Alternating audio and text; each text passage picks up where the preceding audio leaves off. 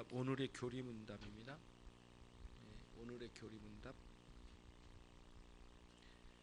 제 75문이죠. 질문을 먼저 읽겠습니다. 대요리 문답 제 75문 거룩하게 하심이란 무엇입니까? 거룩하게 하심이란 하나님의 은혜의 역사인데 이로 말미암아 거룩하게 하시려고 하나님께서 창세전에 택하신 자들에게 때가 되매 강력한 성령의 역사하심을 그리스도의 죽음과 부활의 적용을 받게 하십니다.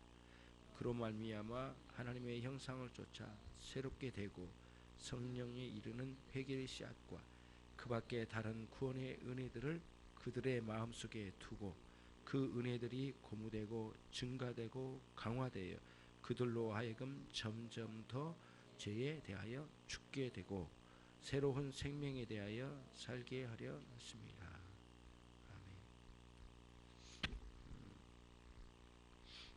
구원의 9가지 서정 중에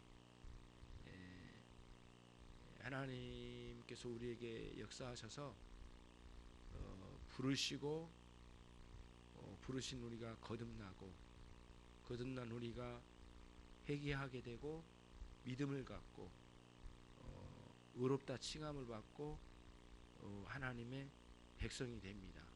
그러면 그들에게는 반드시 하나님께서 그 백성을 거룩하게 빚어가시지 그냥 하나님의 자녀 삼아 놓으시고 속된 세상에 던져놓은 존재가 아닙니다. 그게 이제 오늘 우리가 생각해야 될 굉장히 중요한 거예요. 그래서 한번 우리가 아이를 낳아놓으면 아이가 사람답게 커가도록 끊임없이 살피고 교육도 시키고 타이르기도 하고 위로도 하고 용기도 줘서 아이가 아이답게 성장하도록 부모가 돌봐가는 모양 하나님께서 우리를 당신의 자녀 삼으시면 하나님의 역사하심의 다양한 방식을 통해서 그 하나님의 당신의 백성을 당신의 백성답게 만져가시고 위로하시고 책망하시고 회개시키시고 믿음을 더 불어넣어 주시고 좋은 환경도 때로는 열어주시고 고난에 넣었다가도 빼시고 이런 식으로 끊임없이 우리를 당신의 백성답게 이렇게 다듬어 갔습니다. 그렇죠? 여러분 그 아이들을 보면 엄마가 어떻게 키운지는 알잖아요. 대충 알거든요. 그래서 되는 대로 놔둬버리면 애들이 뭐를 압니까? 그래서 엄마가 엄마의 열심히 힘을 써서 이렇게 다듬어주고 때로는 머리도 감아주고 그리고 이렇게 예쁘게 좀 치장도 해주고 옷 매무새도 좀 다듬어줘서 좀 뭐랄까요 어디 나가서 부끄러운 모습으로 다니지 않도록은 최소한 하잖아요. 부모의 입장이 그 마음이거든요. 하나님께서도 당신을 그리스도로 구원하시고 난 뒤에 그 엄청난 값을 지불하여 구원하시고 난 뒤에 자녀 삼으셨는데 될 대로 되라고 던져놔 버리시는 하나님이 결코 아니시란 거예요. 여러 가지 방식으로 우리를 다듬어 가셔요. 근데 지독하게 안 변하는 게 사람이잖아요. 그렇게 변하지 않는 사람들을 하나님은 특별하게 역사하셔서 당신의 은혜의 역사로 다듬어 가시는 거예요. 이게 오늘 여기에 나오는 75문에 나와 있는 거룩하게 하심이란 무엇입니까? 도대체 어떻게 거룩하게 하신단 말이죠? 라고 하는 질문이에요. 그래서 우리는 이렇게 보는 거죠. 여러분과 제가 참되게 거듭났다면 지금 이렇게 살아가면서 내가 얼마나 거룩해졌나? 어떻게 내가 변했나? 이렇게 회의감을 갖고 바라볼 수도 있겠지만 진정으로 거듭난 사람에게는 그런 회의감에만 빠진 건 아니에요. 지금 우리를 보고 예전에 내가 예수님을 제대로 모를 때의 상황으로 비교해 보면 생각의 이 프레임도 좀 틀려졌고요. 또 방향도 좀 달라졌고 그리고 시간 사용도 달라졌어요. 옛날에는 솔직히 이런 주일날 오후 예배까지 드릴 이유가 없죠. 그 쉬고 싶고 TV 보고 싶고 내 나름대로 하고 싶고 내 취미생활 하고 싶고 할 일이 한두 가지냐고요. 예, 세상 친구 마음껏 만날 수 있는 기회인데 왜 여기에 있냐고요. 그런 것들이 조금씩 변화를 받으면서 방향을 잡아가는 거예요. 그렇잖아요. 예, 저도 처음에 예수님 믿기 전에는 교회 가는 건 좋지만 오후까지 있는 것은 허용이 안 됐어요. 저 자신도 못 있어요. 쉽지 않아요. 그리고 어떻게 하면 빨리 끝내고 가는 거고, 빨리 끝내는 목사님의 설교가 최고로 은혜롭고 빨리 나가게만 해주면 좋았어요. 나가서도 별것 없거든요. 예, 가지고 별것 없어요. 아무것도 별것도 없는데 다른 날 해도 되는 일을, 문제는 뭐냐면 하나님을 향한 사랑이 없고 내 생활이 거룩하게 변해지지 않는 가운데는 온갖 것에 마음이 다 빼앗기니까 그래요. 그렇다고 해서 오후 예배 안 드린 걸 정죄하려고 한 게 아니에요. 시간적인 요소 부분에서 이렇게 변화 있듯이 우리의 마음과 생활이나 구도나 이런 것들이 조금씩은 다 변해져 가고 있거든요. 하나님께서 구원하셨다면 그 백성들은 그렇게 변해져 가는 거지, 안 변해지고 가고 있다라면 그 사람이 구원받은 사람이라고는 말하기가 좀 어렵잖아요. 그런 고민을 한 거잖아요. 그래서 어떻게 하나님이 우리를 거룩하게 하실까? 거룩하게 하신 것은 무엇일까? 라고 하는 질문이에요. 그게 75문에서 이제 설명을 하고 싶었던 거예요. 그거를 이제 여기서 이제 이야기하고 있는 거죠. 여러분, 거룩하게 우리를 빚어가실 때에는 그 소극적인 면도 있고 적극적인 면도 있어요. 그러니까 소극적인 면은 뭐냐면은 속된 것과 구별을 시킨 거예요. 예, 예. 그래서 이제 뭐랄까 구약의 그 이 히브리어에서 카도시라고 하는 단어가 거룩하게 한다, 막 이런 의미가 있거든요. 그러면 이제 카도시라는 게 뭐 다른 게 아니에요. 이렇게 그 재물을 갖다 놓고 각을 뜰 때 이 뼈를 자르고 뭐 이렇게 사지를 잘라가고 이렇게 각을 떠갈 때 이렇게 살점을 잘라내는 거 있잖아요. 이거를 카도시라고 하는 표현을 썼던 거예요. 거기서 어원이 나와서 갈라내다, 분리해다. 그래서 더러운 그 창자나 이런 것들을 걷어내잖아요. 제사장이. 못 봤어요?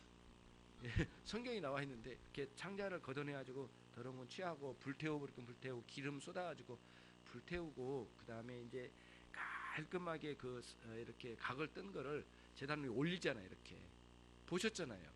성경에 나와 있는데 이렇게 딱 쌓아놓고 이제 불을 지펴 가거든요. 그래서 쌓아놓고 마지막에 이제 관유를 부어요. 여러 기름이 섞인 관유인데 이거를 마지막에 이제 때리 붓습니다. 부으면은 기름이 전체 이게 재물에 감싸고 돌고 흘러갈 거 아니에요. 불을 딱 붙이면 확 붙어요. 심지어는 독주도 부어요. 독주. 술 있잖아요. 술. 불을 잘 붙는 술 있잖아요. 독주를 부어서 전체를 이렇게 감싸게 하고 확 붙이면 확 타오르거든요. 그럴 때 이렇게 갈라낼 때 쓰는 게 카도시라는 단어에서 나온 거거든요. 거기서 나온 단어가 거룩하다, 거룩하게 하시다, 그런 단어로 쓰여졌어요. 그래서 거룩하게 한다, 거룩함이라고 하는 요소는 하나님께서 하신 일이거든요. 주도는 하나님이 하셔요. 우리의 순종을 취하셔서 하시는 거거든요. 그럼 여러분 이제 소극적으로는 속된 것과 이렇게 갈라서 구분시키는 거예요. 이게 속된 거는 뭐라고요? 소극적인 게 뭐라고요?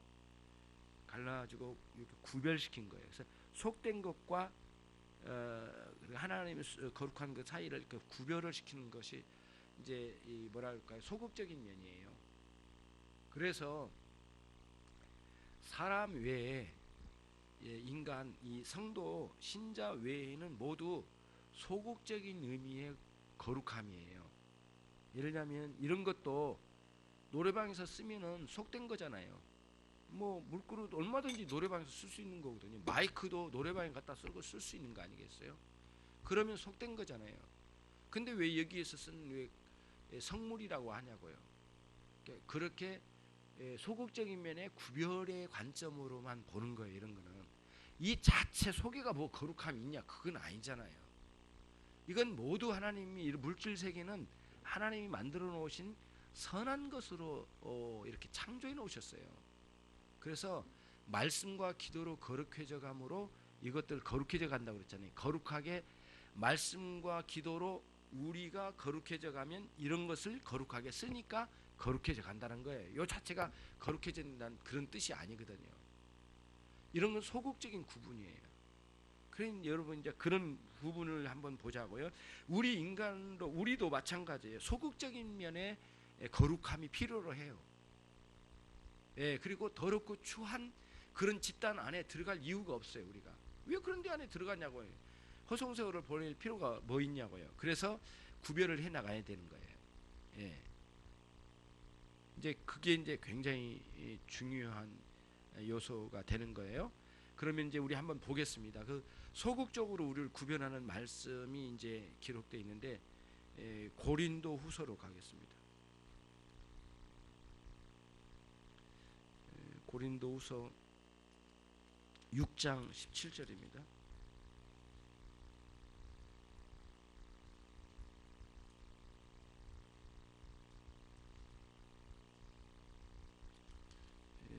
고린도후서 6장 17절로 7장 1절까지 7장 1절까지예요. 자, 제가 한번 읽어볼게요. 고린도후서 6장 17절로 그러므로 주께서 말씀하시기를 너희는 저희 중에서 나와서 따로 있고 부정한 것을 만지지 말라. 내가 너희를 영접하여 너희에게 아버지가 되고 너희는 내게 자녀가 되리라. 전능하신 주의 말씀이니라 하셨느니라. 7장 1절입니다. 그런즉 보십시오. 사랑하는 자들아, 이 약속을 가진 우리가 하나님을 두려워하는 가운데 거룩함을 온전히 이루어 영과 육과 영의 온갖 더러운 것에서 자신을 깨끗하게 하자. 그러니까 구별시키는 소극적인 면에서는 이렇게 속된 것으로부터 구별을 시켜 나가는 거예요. 그렇죠? 그렇잖아요. 이런 식으로 이제 나가는 게 소극적인 면에 거룩함을 이루어 가시는 그런 이제 장면이에요. 그리고 또 이제 적극적인 면으로 우리를 거룩하게 해 나가셔요. 그건 뭐냐면은 이런 것은 이 소개가 무슨 거룩함이 따로 있고 그런 건 아니잖아요. 다 모두 선한 것인데 거룩함에서는 인격체예요. 내면에 여러분과 제 마음에 성령께서 역사하셔서 신의 성품을 소유하여 성령의 은혜로 말미암아 예수님을 인격적으로 닮아가는 거죠. 예전에는 그런 거 보면은 막 싸웠는데 지금은 싸울 일이 아니에요. 그리고는 안타깝게 여기고 때로는 위로하고 용기를 주고 사람을 타이르기도 하고 이렇게 할 수 있는 내적인 거룩함의 능력에서 나오는 거죠. 예전에는 그것 때문에 분노하고 막 덤벼들고 싸웠어요. 그러나 이제는 그럴 이유가 없어요. 내가 그거를 잘 정돈하고 타이르고 바른 길을 제시해주고 그렇죠. 아무리 그렇게 떠들고 난리쳐도 내 마음이 뭐랄까요 속되게 막 요동치고 뒤집어지고 하는 일이 아니에요. 예전에는 조금만 건드려도 자존심 때문에 싸우고 화가 나고 내 안에 있는 악이 막 분출됐는데 이제는 그러지 않아요. 누가 막 그렇게 해도 이게 막 악으로 받아치기보다는 마음에 안타깝기는 하지만 타이르기도 하고 기다려주고 인내하면서 오히려 따뜻한 마음으로 위로해 주는 거죠. 이런 식으로 가는 게 이제 거룩함의 요소가 우리 안에 들어와서 적극적인 거룩함이 우리 안에 들어와서 우리 안에 주님을 닮아가는 성품이 신의 성품이 소유되면서 우리 안에 이 거룩함이 밖으로 분출되는 거죠. 이런 방식의 적극적인 그 거룩함이 꼭 필요해요. 소극적으로만 구분되면 안 됩니다. 오늘 밖에 있을 수도 있는데 여기 안에 온 것은 어찌 보면 소극적인 면에서 거룩함이라고 하면 들어와서 말씀의 은혜를 받고 내 마음이 변화를 받고 인격이 변한다면 이건 적극적인 거룩함의 자리까지 나가게 되는 거죠. 이런 식으로 새로운 피조물이 되어지는 거예요. 존재 자체가 변하게 되는 거죠. 에베소서 4장으로 가겠습니다. 그 뒤로 이제 가면은 에베소서 4장 23절로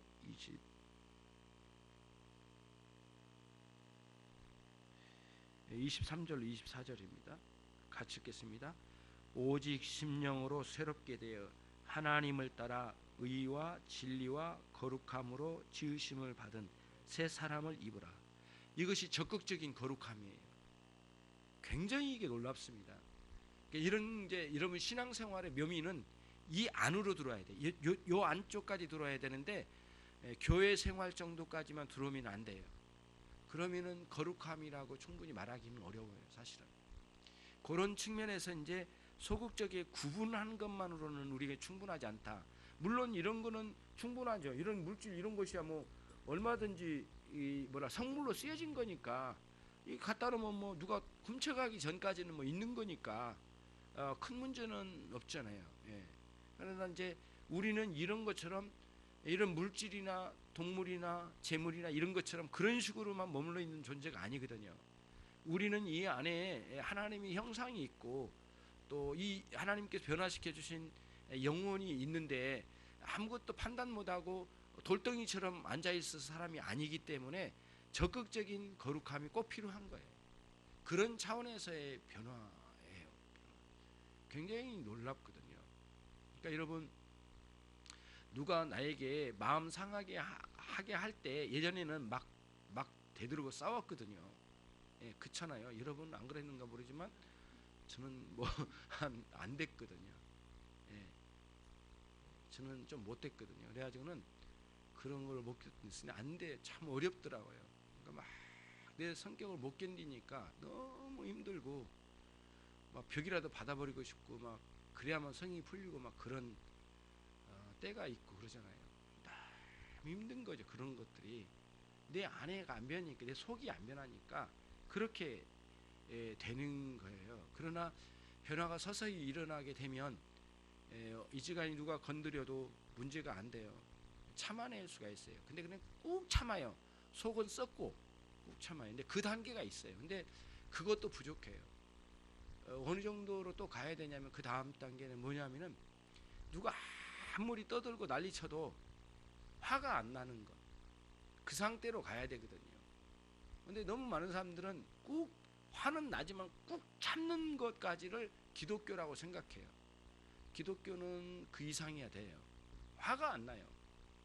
막 떠들고 난리쳐도 이렇게 평정심이 흔들리지를 않고 오히려 그 문제를 가지고 예리하게 보고 이게 왜 그럴까? 이런 상황이 왜 왔을까?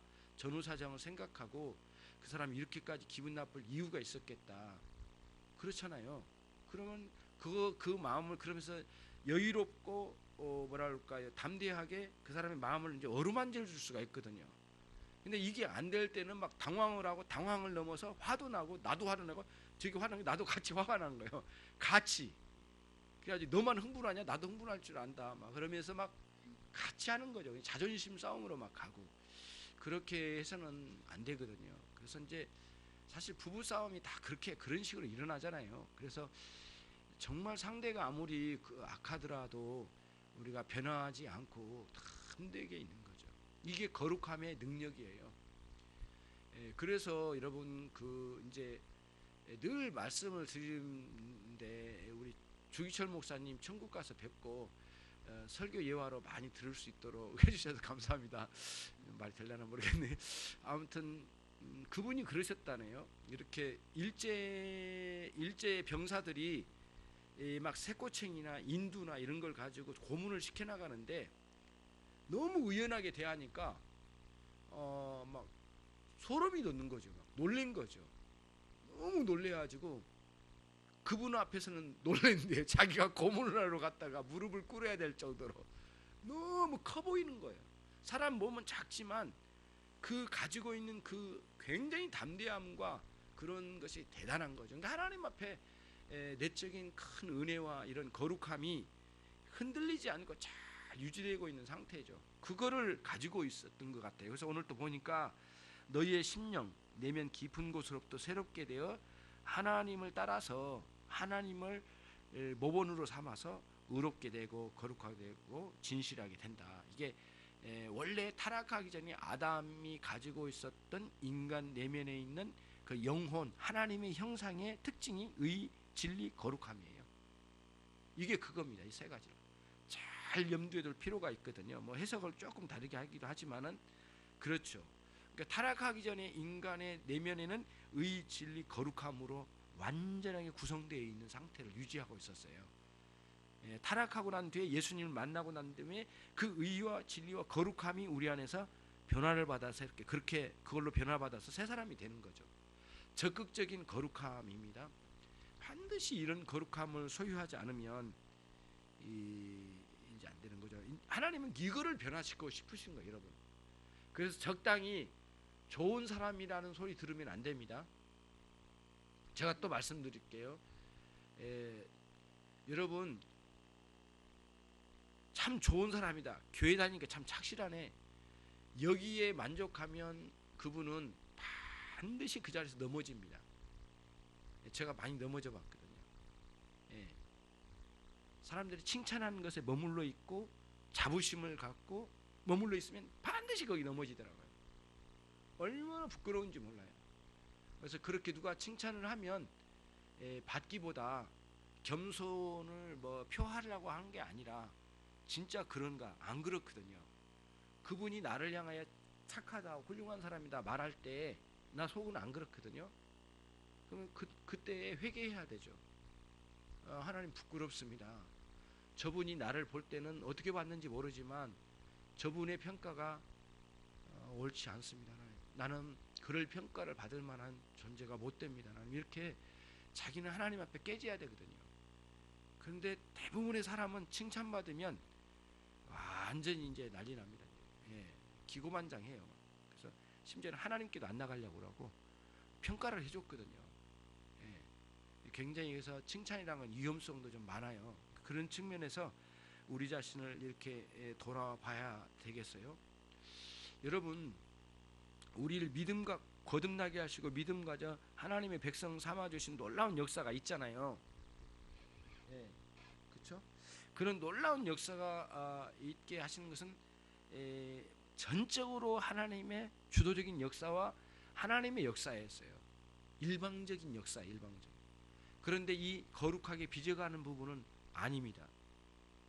반드시 하나님의 주도적인 역사이기지만 하지만 우리들의 여러분과 저의 순종을 들어서 역사하십니다.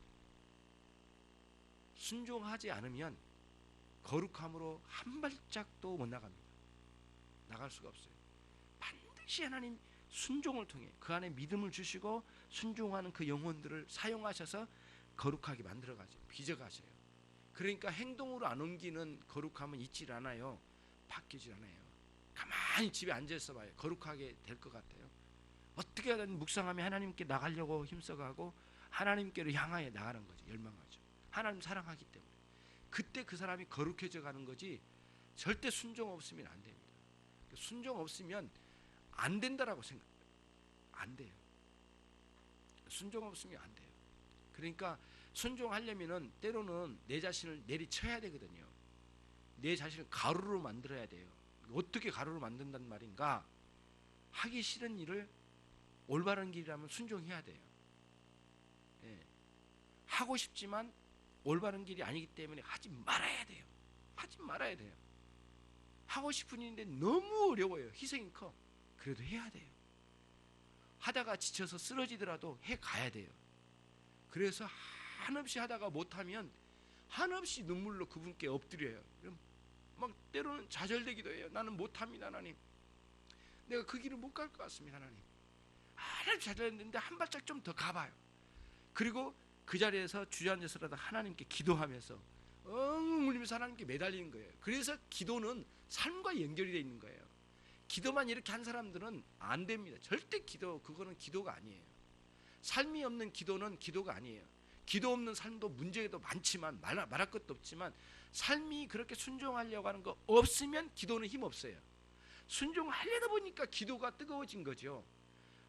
순종할 일도 없는데 이리 오면 뱀처럼 요리 도망가고 이리 가면 요리 도망가고 하는데 뭐 이렇게 어려움이 있으면 요리 돌아가는데 뭘 순종할 게 뭐가 있어요. 그러면 기도할 게 뭐가 있고요. 하나님 응답을 안 해주셔도 되거든요. 돌아다니는데 뭐 문제가 있으면 돈 써가지고 뇌물 줘가지고 해결해버리고 안 되면은 저 권력 잡은 사람하고 손잡고 해버리고 그렇게 하잖아요. 줄대서 해버리고 이런 식으로 가면은 뭘 할 게 있냐고요. 어려움이 딱 올 때 그 문제를 가지고 이제 다른 게 아니에요, 여러분. 뜬구름 잡듯이 말하지 않을게요. 여러분 안에 각자 개인적인 문제가 있어요. 근데 의외로 우리는 빗나간 생각을 많이 하더라고요. 왜냐하면은 자기의 현실적인 가장 앞에 있는 내 문제예요, 내 문제. 오늘 내가 남편하고 싸웠다, 아내하고 싸웠다, 다퉜다, 자녀들에게와의 관계가 너무 안 좋아졌다. 그 문제가 기도 제목이거든요. 그 문제에 순종을 하고 그 문제에 엎드려야 되고 그 문제에서 피눈물 나는 그 기도의 세계를 거기서 해야 되는데 그거는 한쪽 치워요. 그런 교회 가서 순종하는 거에 대해, 교회 가서 섬기는 거에 대해서 기도 열심히 해요. 이렇게 하니까 막 대단하거든요. 목사님께 칭찬받고 청도들에게 막 추앙받고 그러니 얼마나 좋아요. 그리고는 집에서 대판거리 싸운 거를 갖다 요걸로 보상을 해버리려고 하는 안 된다니까요. 그런 식으로 보상을 하나님은 한 번도 안 해주셔요. 하나님은 그런 식으로 하니까 그건 그거고 이건 이거예요. 그래서 이것도 살리고 이것도 살려야 돼. 같이 가야 되거든요. 그런 관점으로 이제 신앙생활 해 나가야 되거든요. 변화가 돼야 됩니다. 순종 없으면 절대 안 됩니다.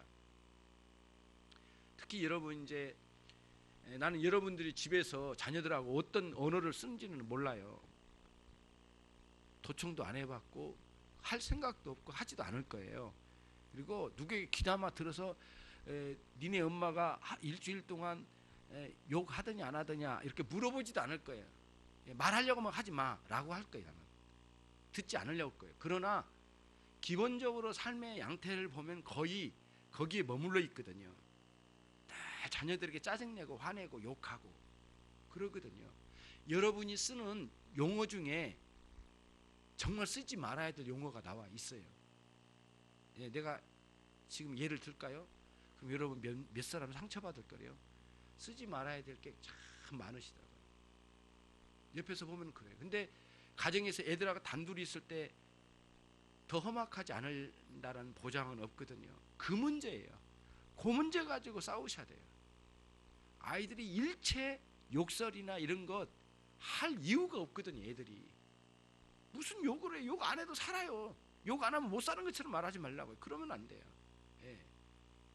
절대 그러면 안 되거든요. 그래서 기준이 거기에 있으면 안 돼요. 그래서 일체의 좋은 용어를 쓰고요. 나는 탤런트 중에 어느 분이 그렇게 하더라고요. 나는 그래서 좀 그 낯간지럽긴 하지만 나는 그래도 박수를 쳤어요. 4살 5살짜리에게 그랬어요? 그렇죠? 그거 오늘 했어요? 숙제했어요? 유치원 숙제했죠? 그러니까 예 했어요 아빠. 그러니까 아 그랬어요? 힘들었죠? 통화가 그거더라. 애들하고 나는 뭐 이게 자기 아버지하고 얘기한 줄 알고 근데 아이 5살짜리하고 통화를 그렇게 하더라고요. 근데 옆에 있는 탤런트가 아이 그렇게 대화를 해요. 좀 그렇다 막 그러니까 나는 원래 이렇게 하는데요. 한 번도 이렇게 깔고 이야기해 본 적이 없다고 그래요. 근데 나는 솔직히 나는 거기까지는 못 하겠더라고. 못 하겠는데 존댓말까지는 아니어도 이렇게 아이들을 막 깔아 뭉개는 말로 막 이렇게 한다든가 이런 거는 심지어는 욕설에 가까운 그런 것이나 이런 것들을 일체 삼가하는 거죠. 어려워요. 어려우니까 기도해야 되죠. 그 자리가 피눈물 나는 기도의 현장이 돼야 되거든요. 그렇게 자기와 지금 현재적으로 문제된 걸 가지고 와서 기도하면서 깨트려지는 기도의 세계로 가야지. 그건 팽개쳐 놓고 그냥 굉장히 위대한 일만 붙잡고 뭔가 해보려고 하는데 그거는 뭐랄까 외식적인 기도가 돼요. 그래서 여러분 이 거룩의 문제는 현실적인 문제예요. 매 순간에 현실적인 문제예요. 여러분 의욕이 없는 것도 죄입니다. 이렇게 말씀드리면은 제가 말씀드린 여러분 의욕 없는 것도 죄입니다. 아주 부끄러운 죄예요. 왜냐하면 예수님은 엄청난 거룩한 의욕을 가지시고 우리를 위하여 다 내놓으셨는데 거기에 대해서 빈정거리듯이 산다면 이게 말이 됩니까? 안 된다는 거죠. 그러니까 의욕 없으면 죄예요. 정말 주님을 위해서 살고자 하는 열망을 가지고 살아야 되거든요. 그럭저럭 살려면은 안 사는 게 낫다고요. 이렇게 표현을 해야 되거든요. 제가 이렇게 말하면 아우 목사님은 엄청나게 잘 사는가 보다. 아니 이렇게 도전을 해야 된다는 말씀을 해요. 저도 그렇게 해야 되거든요. 나도 그렇게 해야죠. 안 하면 안 되죠. 열심히 사는 거예요. 예. 취미 생활 하다가도 이게 하나님 기뻐하시지 않는가 하면 당장 깨부셔 버려야 돼. 가루로 만들어야 돼. 버려버려야 되죠. 예. 쓸데없는 어플 받은 것도 다시 제거시켜야 돼. 위로 쓰레기통으로 올려야 돼. 딱 눌러가지고 딱 지워가야 돼. 이까지니까 내가 없어도 된다. 쭉 눌러가지고 한참 누르면 따라오잖아요. 쭈르르 올려서 팍 올려가지고 딱 제거해버리는 거죠. 잊어버리고 가장 필요하고 은혜로운 것들을 내가 가지고 써야 되잖아요. 그렇게 해야 되거든요. 친구도 뭐라 할까요? 전도하기 위해서 술집 따라갔어요. 그러나 한계가 있죠. 어느 선까지 열심히 하다 기도하면서 하다가 안 되면 놔두세요. 놔둬 하는 거예요. 거리를 두는 거예요. 그리고 또 이야기. 예. 어떤 녀석이 사창가에 가서 전도한다고 갔대요. 그래가지고 사창가에 전도하러 간 게 아니었대요. 그 다음부터는. 그건 제가 직접 들은 이야기예요. 여러분. 신학생이에요. 광주에 있는 어느 신학교 신학생이 그랬어요. 그래가지고 그게 신학교에 소문이 나가지고 난리가 났어요. 이제 이게. 여러분 그런 거 인간이란 건 그런 거거든요. 사창가에 전도하러 갔다가 자기가 사창가에 헤매고 돌아다닌 거예요. 신학생이 돼가지고. 인간이란 그런 존재거든요. 믿을 만한 존재예요. 여러분 자신을 믿으면 안 됩니다. 주님을 의지하고 그분께 매달리고 그렇게 가는 거죠. 한없이 은혜 주시면 그 은혜로 살아가는 거고요. 이런 식의 우리가 거룩한 삶을 살아가는데 하나님 순종 안 하면 절대 변화 없습니다. 순종해야 됩니다. 순종해야 돼요. 예, 언젠가는 변하겠죠. 그런 변화는 없습니다. 언젠가는이라고 하는 것은 없다라고 하는 것에 확신을 얻어야 되겠어요. 여러분과 제가 오늘 이제 이렇게 보는 거예요. 자, 한 가지만 딱 말씀드리고 정리를 해 나갈게요. 여러분 그 예수님께서 십자가에 죽으시고 부활하신 것이 그 복음 진리의 핵심이거든요. 뭐라고요? 뭐가요?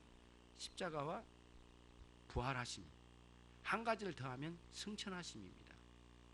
세 가지는 복음 진리의 복음의 구원 역사의 복음의 핵심적인 요소 세 가지 사건이에요. 예수님의 존재도 말할 것도 없이 그분의 존재도 믿지만 의지하고, 그러나 예수님이 이루신 그 십자가 사역, 우리를 위한 죄 죽음에 우리를 위하여 대신 죽으신 십자가 사역, 그 다음에 죽음에서 부활하신 사역, 그 다음 하늘나라로 승천하신 사역. 이 세 가지 사건은 크게 우리 영적 생활의 원리로 주어졌어요. 요거를 여러분들이 아는 게 굉장히 중요해요. 지금 이거 공부하는 게 어디서 한 줄 아세요? 주일날 오후 4시 반 이후에 하는 그 구역장 모임에서 이거를 공부하고 있어요. 지금 1년 내내 지금 하고 있거든요. 그거 공부합니다. 원리가 그거예요. 십자가와 부활과 승천. 십자가는 우리의 삶에 어떻게 응용해서 나가냐 하면은 죄 죽임의 삶이에요. 아까 말한 그런 죄성 있잖아요. 그런 것들과 싸워가야 되죠. 기도하죠. 은혜를 구하죠. 회개하죠. 하나님께 매달린 거예요. 그리고 이 더러운 죄는 내 온몸이 다 부서지도록 싸우다 갈 거야 라고 하는 생각을 가지고 내 안에 남들이 저지른 죄 말고요, 내가 저지른 죄와 싸우는 거예요. 예. 그리고 남들이 저지른 죄에 대해서는 타산지석으로 삼고 저런 죄로 가면 멸망할 거야 라고 생각을 하고, 우리는 내가 저지른 죄에 대해서 싸워야 되죠.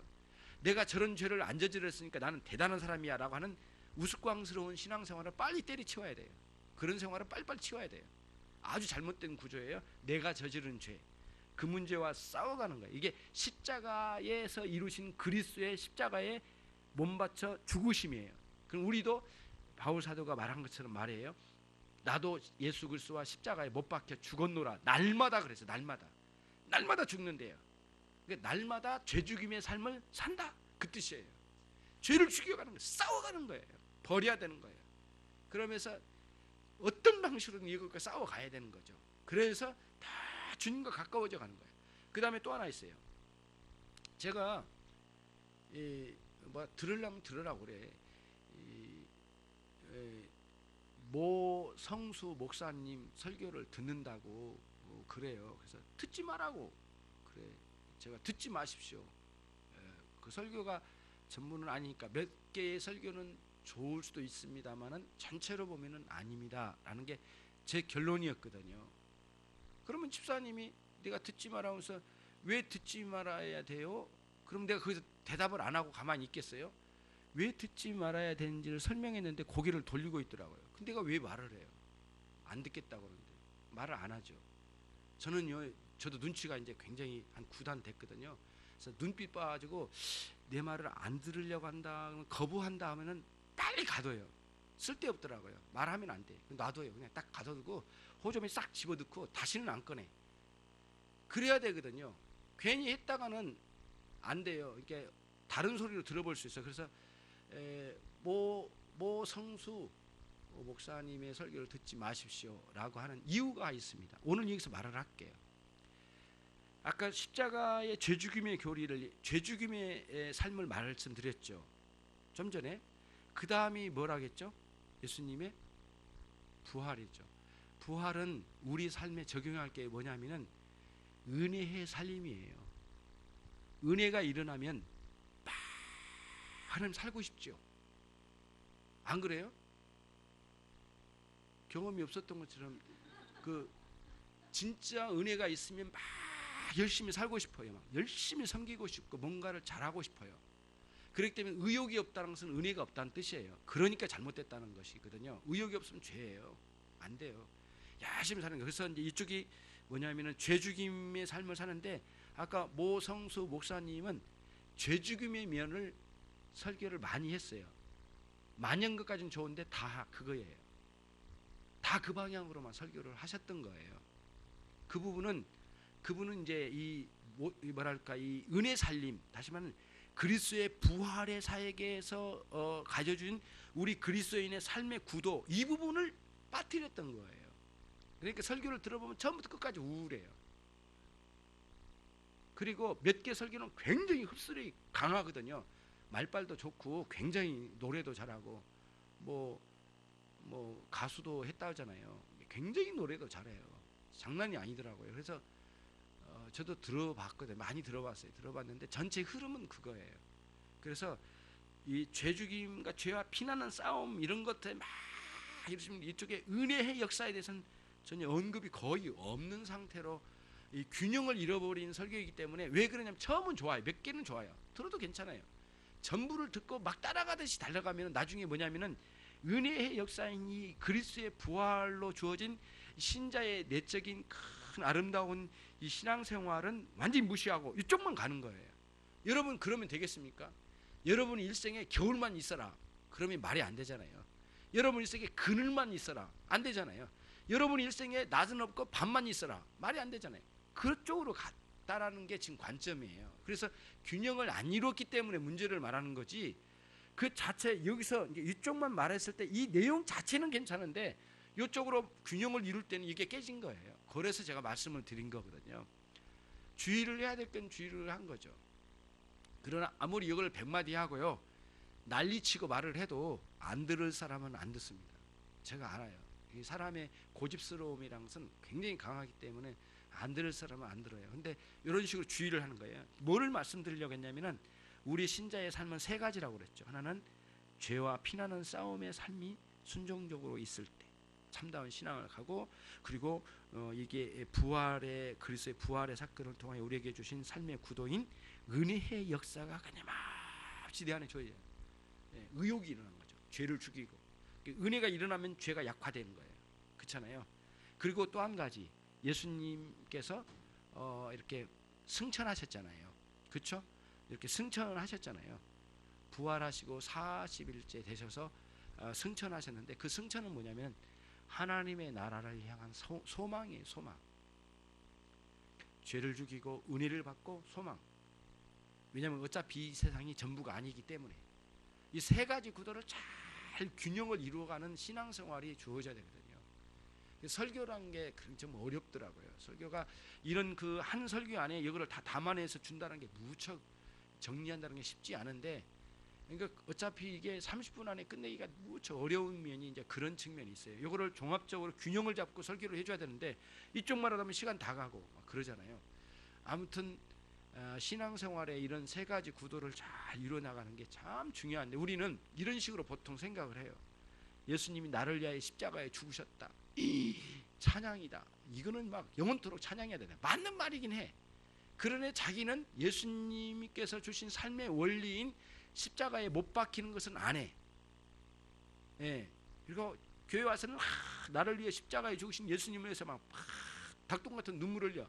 집에 가서는 죄를 죽인 게 아니라 죄를 살려. 그래가지고 남편과 진당 싸워. 그래가지고는 뭐 네가 뭐냐 내가 뭐냐 막 싸워. 죄를 키워. 여기서는 또 닭똥 같은 눈물을 쏟아. 이 양쪽이 오면서 자기 스스로 그래. 내가 좀 미친 거 아닐까라는 생각을 해. 왜냐하면 교회 가서는 이러고 집에 가서는 이러니까 이게 양쪽이 안 맞아 떨어질 때 내가 뭐 하는 거야 이게? 자기에 대해서 이렇게 뭐라 할까요? 이렇게 굉장히 이상스럽게 생각을 해버린 거예요. 원래 우리는 이상한 사람이에요. 원래 이상한 사람이니까. 그래서 이런 상황을 잠재우려면 주님을 바라봐야 되는 거예요. 예, 이런 원리를 가져야 되거든요. 구도를 큰 그림의 구도를 잡는 거예요 지금. 그러면서 이제 하나님의 나라를 바라보면서 가는 거죠. 그러니까 죄를 죽여가고 은혜가 살려져 가죠. 이게 균형을 이룬 거예요. 죄도 살리고 은혜도 살려야만 균형이지 않을까요? 아니에요. 그건 아니에요. 반대로 죄 죽이고 은혜가 살려야 균형을 이룬 거지. 은혜도 살리고 죄도 살리고 은혜도 살리다. 그러면은 이게 균형일 말은 균형일 것 같은데 균형이 아니에요. 이게 깨진 거예요. 완전히 어긋장나는 거예요. 이게 이중적인 삶으로 사는 것처럼 뭐 다중인격자처럼 돼버린 거죠. 이제 이걸 여기서 이제 회의감에 빠진 거야. 그래서 결론을 내린 거야. 교회 다녀봤자 아무 쓸데가 있더라 없더라?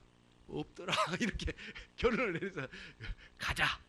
나를 그렇게 기다렸던 저 세상으로 막 가자. 그러고 가는 거예요. 그 사람들이 지금 다 지금 가 있어요. 지금 밖에 나가면 많이 있어요. 먼저 가 있는 사람 있는데 우리를 부르고 있어요. 오늘 또 균형을 잃을 때 오는 현상이에요. 반드시 이게 깨지면 안 됩니다. 그래서 죄를 죽이고 은혜 살림이에요. 은혜 열심히 은혜를 사모하면서 이렇게 상황이 안 좋더라도 인내하면서 끝까지 우리 주님 앞에서 거룩한 신자로 빚어져가는 그런 여러분과 제가 되길 바랍니다. 오직 성령의 새롭게 됨을 받아서 그래서 하나님을 모본 따라 그분의 의와 진리와 거룩함으로 새 사람으로 입으시는 그런 여러분 되시길 바랍니다. 그 끝에 이렇게 새 사람을 입는다라고 그랬지. 입는다. 옷을 입을 때 입는다라고 표현했는데 이게 뭐냐면은 입는다라고 하는 의복과 입는다 이런 건 대부분 그 삶의 밖으로 드러나 있는 거 있잖아요. 행동으로 옮겨진 것을 말합니다. 예. 그래서 요한계시록에 보면 하얀 옷을 입는 당신의 하나님의 백성들이라는 표현이 있죠. 행위가 정결하다는 의미를 가지고 있어요. 예, 옷은 그런 의미가 있습니다. 돌아온 탕자에게 옷을 새로 갈아입혔죠. 그 의미가 뭐냐면은 진정으로 돌아온 탕자는 반드시 새로운 옷을 입는데요. 무슨 뜻이냐면은 회개하고 진정으로 돌아온 사람은 삶이 변한다는 뜻이에요. 삶이 이런 식으로 구두를 잡아서 우리가 75문에서 풀어준 성화에 관련된 거룩하게 하신 하나님 이름 무엇일까라는 답을 우리가 얻게 됩니다. 기도하겠습니다.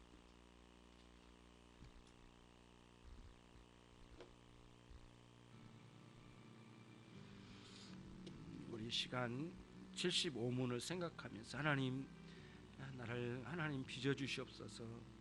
당신의 진리와 은혜로 나를 새롭게 해주옵소서. 기도하겠습니다.